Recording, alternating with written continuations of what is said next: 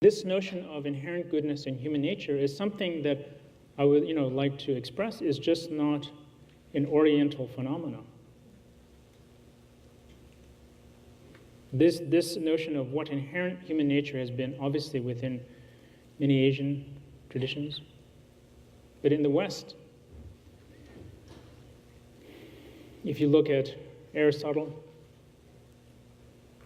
the notion of goodness and virtue, and I feel like it has to be a human global wisdom that we're trying to deal with here. And at the same time, if we think a thought, a social thought, or as we're talking about here, well, what can us proclaiming basic goodness do?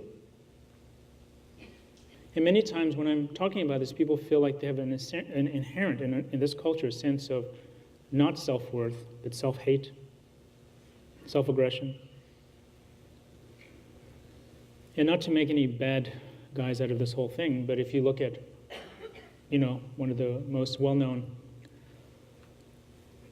sort of philosophers, Hobbes,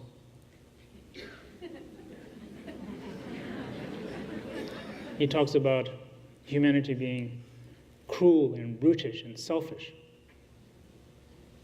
So to say that we are not influenced by thoughts and philosophy is just not true.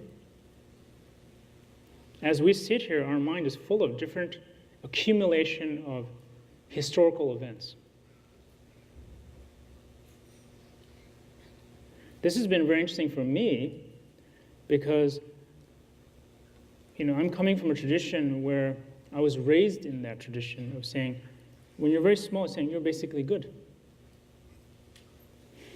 But if we're being brought up in a culture saying you're selfish, and that's human nature, and that's exactly at the crossroads we're at. Is that true or is that not true?